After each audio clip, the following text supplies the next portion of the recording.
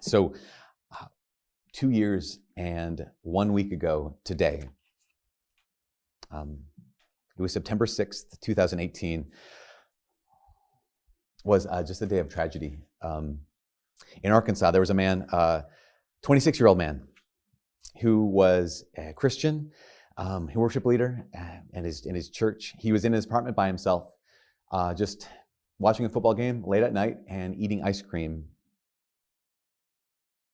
And a woman, an off-duty police officer, entered his apartment and shot and killed him. His name was Botham Jean. The woman who killed him, her name's Amber Geiger. Amber lived in the apartment below Botham. And she was coming home from being on duty, and she thought she was in her own apartment. She thought that the man who was standing in the hallway was a burglar standing in her hallway. But he wasn't. He was innocent. And she took his life. And in so many ways, the response when people found out about this was justifiable anger, righteous anger. People were angry at what seemed to be police malfeasance. Yes, she was off duty, but still a police officer. People were angry. Amber is white and Botham was black. And I saw it as another case in which here's races coming into conflict. Others were angry at the justice system. Many believe that the Jean family didn't get the justice they deserved. Many believe that Amber didn't get the punishment that she deserved. She got 10 years in prison for taking an innocent man's life. There's a lot of anger, but there were some people who were also angry for another reason. And the reason is that at the trial, after Amber Geiger had been sentenced, Botham's little brother, Brant, got up and took the stand. He's an 18-year-old young man. And he spoke to Amber from the stand. And what he said made a lot of people angry. It made a lot of people not angry. It inspired a lot of people, but it made some people angry. And here's what he said. He looked at the woman who had shot and killed his brother, and he said, "I am not going to say that I hope you rot and die like my brother did." He said, "I personally want the best for you. And I wasn't ever going to say this in front of my family or anyone, but I don't even want you to go to jail." He said, "I want the best for you because that's exactly what both of them would want for you too." He said, "If you're truly sorry, I know I can speak for myself. I forgive you. And I know if you go to God and ask him, he will forgive you." There's a book called Mere Christianity by C.S. Lewis. And in his chapter on forgiveness, he says these. This is kind of a longer quote, but I'm going to go with it here. He said, this is C.S. Lewis. He said, "I said in a previous chapter of Mere Christianity that chastity was the most unpopular of the Christian virtues, but I'm not sure I was right." He says, "I believe that there's one even more unpopular. It's laid down in the Christian rule, thou shalt love thy neighbor as thyself. Because in Christian morals, thy neighbor includes thy enemy. So we come up against this terrible duty of forgiving our enemies." He goes on, he says, "Everyone says forgiveness is a lovely idea until they have something to forgive," as we had during the war. First and Second War. He was talking about the Second World War. And then to mention the subject at all is to be greeted with howls of anger. And this is a very, very key line that C.S. Lewis points out. He says, it's not that people think that forgiveness is too high and lofty a virtue. It's that they think it hateful and contemptible. They say, that sort of talk makes me sick. And half of you already want to ask me, I wonder how you'd feel about forgiving the Gestapo if you were a Pole or a Jew. And Lewis says, so do I. I wonder very much. See, we're in the middle of this series right now called How Do I Look? And we recognize that Christianity doesn't just change some things. It is the one thing that changes everything. That Christianity is a worldview, and we realize that view, that vision, determines our destination, and it has to change absolutely everything. And so we ask the question today. Here's the first reading that talks about forgiving those who hurt you. We talk about in the gospel today. Here's Jesus.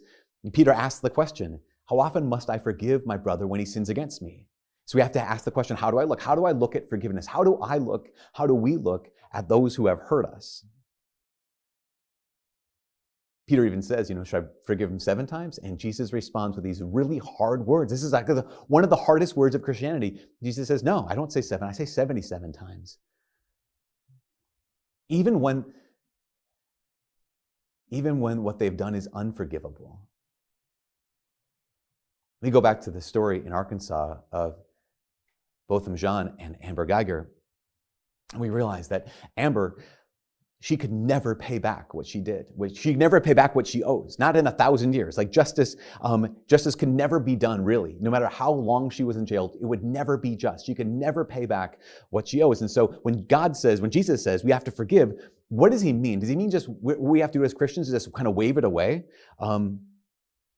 Just kind of ignore it, pretend it doesn't exist, or pretend that we weren't hurt, or act as if the person didn't do something that was terribly wrong? And the answer is no. We know this is true, that God is just. In fact, God is justice himself. And God cannot excuse evil. He can't enable sin. I think what we forget is what justice is. Here's what justice is. The definition of justice is giving someone what they're owed, or getting what is owed to you. Justice is giving someone what they are owed. And so if there's a debt, if there's something owed, then it's not justice unless that debt gets paid. And so this is all in the context, the forgiveness talk is in the context of justice. There is always a cost to forgiveness. There's a price for forgiveness. Especially when we have a debt. I don't know if you know this, but the average American has a debt of roughly $90,000 right now, at this moment. The average American has a debt of about $90,000. And I know that, dealing with a lot of students have debt because when it comes to school loans, and there's a lot of talk about having debt forgiven or school loans forgiven, or any kind of debt forgiveness kind of talk is interesting. And I totally get it, because if you had staring down the barrel at $90,000 or more dollars that you owe, to be able to say, I just wish we had debt forgiveness, that makes sense because it's so daunting. Let me get released from my debt. But that idea reminds me of when I was younger and I first got my first real job, where they paid me for doing work, unlike my parents who didn't. And all my friends, we were getting jobs too. I had some friends who worked at restaurants, or some friends who worked at the movie theater. And I'd go to the restaurant, go to the movie theater, and at one point, some friend would say, "Oh, don't worry about it. You don't have to pay. It's on the house." And I remember that term, "it's on the house," would be like, "Oh, sweet. I don't have to pay. It's free." And it wasn't until later that I realized, oh wait, it's not free. It's just I'm not being asked to pay. Someone else is paying. The house is paying. If my friend working in the restaurant gives me a free meal, a free drink, a free anything, it's not actually free. On the house means that the company, the restaurant, is paying for it. And it's so interesting how easy that is to accept. Oh, sure, no problem. Someone else will pay for this. Until I remember I had a friend who said, "Don't worry, it's on me." And I was struck by the difference that happened in me when someone would say, "It's on the house." Great, some nameless, faceless, anonymous thing is paying for this. It's free, versus someone staring right at me with a name, with a face, looking at me and saying, no, I'm going to pay what you owe. That's what "it's on me" means. It's I'm going to pay what you owe. And I just realized how personal that is. When someone says, "You owe something, but I'm going to pay for you." I think if we acknowledge and accept that someone else is going to pay, I owe a debt, someone's going to pay that. If we acknowledge and accept that, it changes the way we look. It actually changes us. It changes the way we see ourselves. I see myself, it changes the way I look. I'm someone who has been forgiven. And I remember the very first time that ever happened to me when it came to Jesus, with our Lord. I've told this story so many times, but recap, when I was 15 years old, I had this conviction of oh my gosh, I've sinned. This is something I've done. And I knew I needed to go to confession. Went to confession. And we were leaving where I had gone to confession with this recognition of, oh my gosh, Lord, That's what you think of me. Like how I looked at myself was, Lord God, you declare over me that I'm someone worth forgiving. You declare over me that I'm someone worth dying for. And this is the thing, how do I look? I look at myself as someone who has been forgiven. When you look like someone who's been forgiven, that means you've acknowledged and accepted someone paid a price because I owed a debt. And every time I go to confession, every single time I go to confession, it is God himself once again declaring over me that I owed a debt I could not pay. So Jesus Christ paid a debt he did not owe. And it changes us. It changes how I look. Because I begin to look at like someone, there was a cost. I had an unpayable debt. And there is someone whose name is Jesus Christ who took my debt on himself. And when we realize that Christ has declared this over us, this is who you are. When we acknowledge and accept the payment of our debt, when we acknowledge and accept forgiveness, it changes how we look. An unpayable debt. That's what Jesus is talking about in the gospel today. He's talking about an unpayable debt. In the New American Bible, this is a translation we just read and declared here at Mass. It says that a servant was summoned in before his master, and it said he owed him a huge amount. Well, in the original Greek, it doesn't just say a huge amount. It says the exact amount of money that this servant owes to this master. The number is 10,000 talents. Now, for us, that's no help. That's not helpful. We think just that's a huge amount. That's why the New American Bible translates it as a huge amount, because we don't know what 10,000 talents is. Here's what 10,000 talents is. A denarius is a day's wage. So if you're a normal worker, like this guy in the gospel, in the parable today, you get 1 denarius a day. A talent is made up of 6,000 denarii. So 1 talent is worth 6,000 denarii. So 6,000 days' wages. It's roughly the modern equivalent. 1 talent would be worth $348,000. That's 1 talent.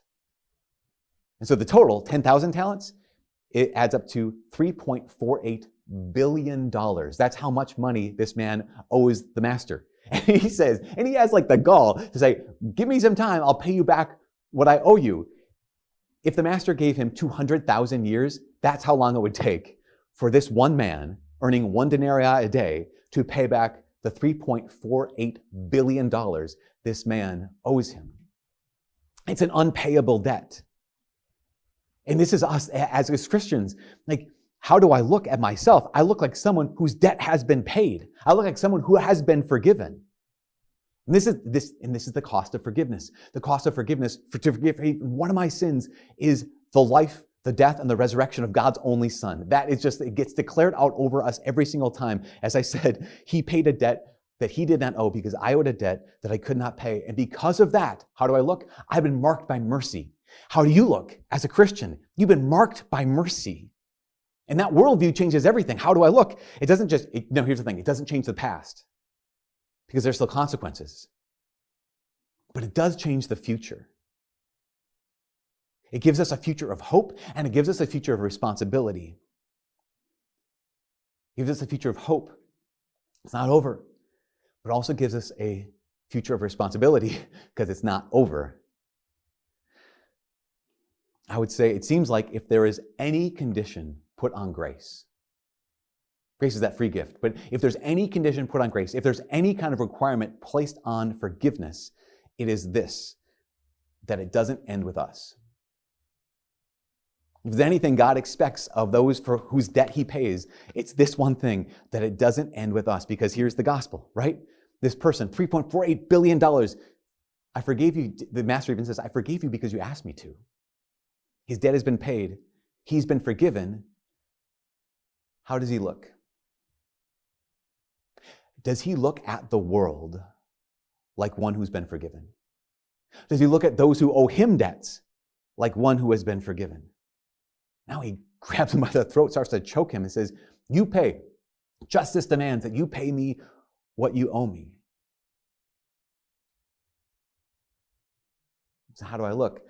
I look at myself like someone who has been forgiven. How do I look? That means I have to look at everyone who hurts me as the kind of person who has been forgiven and who then, therefore, must also say to those who owe me, I forgive you. Now, we're coming to the end, and I get it, because at this point, people are like, but what if you've been really hurt? And I understand this. What if, Father, I'm still so angry, I'm still so wounded, like, how do I even do this? There's actually a process for this. Because we often get forgiveness wrong. We get the Lord's forgiveness is so good, He just gives it to us. But our forgiveness has so many emotions to it. We have so much baggage when it comes to our forgiveness. How do we forgive? Well, Jesus gives us a very, very clear example of forgiveness in today's gospel. Forgiveness is not getting over it. Forgiveness is not forgetting. Forgiveness is not excusing. Forgiveness is not enabling bad behavior. Forgiveness is not reconciliation even. Forgiveness is essentially two parts, two movements. And the first movement is like in the gospel, where the master comes in and says, okay, here's exactly how much you owe. So in justice, we don't dismiss justice. We have to actually add up the person who has hurt you.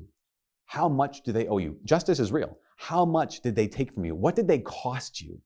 What did their actions against you take from you? Because that's how much they owe you. I mean, it's the same kind of thing if you loaned your car to someone and they dinged it up and now there's $1,500 worth of damage. That's how much they owe you. And sometimes we lend our hearts to people and they bang them up. And we have to sit down in prayer, hopefully in the Lord's presence, and say, okay, Lord, what has this person cost me? What does this person owe me? To calculate it. Those people who have wounded you in your past, and sometimes you even carry those wounds into other relationships, like write it down. This is what it's cost me. The way my mom or my dad treated me, the way this sibling treated me, this person in my life treated me, that has hurt me in this way, this way, this way. Add it up. And the number might be massive. It might be 10,000 talents. We need to add it up if we're going to be like God. We have to first be just and say, this is how much you owe me. But then the second step is not to forget. The second step is not to dismiss. The second step is not to say no big deal. The second step is simply to say this. This is how much you owe me. I release you. This is how much you owe. Justice demands that this is what you owe me. I release you from your debt. I'm not going to wait around to make you pay me back. I'm not going to force you to try and pay me back. In justice, you owe me this much. In mercy, I release you from your debt. See, this is the cost of forgiveness. This is the price of forgiveness. It changes how I look. And this is what Brant Jean, the 18-year-old little brother of both of them, knew. Remember what he said. Again, what he said, personally, I want the best for you. To this woman, Amber, who killed his brother. And I wasn't going to say this in front of my family or anybody. I don't even want you to go to jail. I want the best for you, because that's what both of them would want. And then he says, and the best would be this. Give your life to Christ. I think giving your life to Christ would be the best thing that both of them would want you to do. And he said, again, I love you as a person, and I don't wish anything bad on you.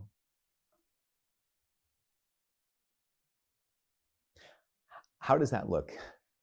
How does this 18-year-old Brant look? He looks like someone who has been forgiven. So he could look at Amber through the eyes of someone who has been forgiven.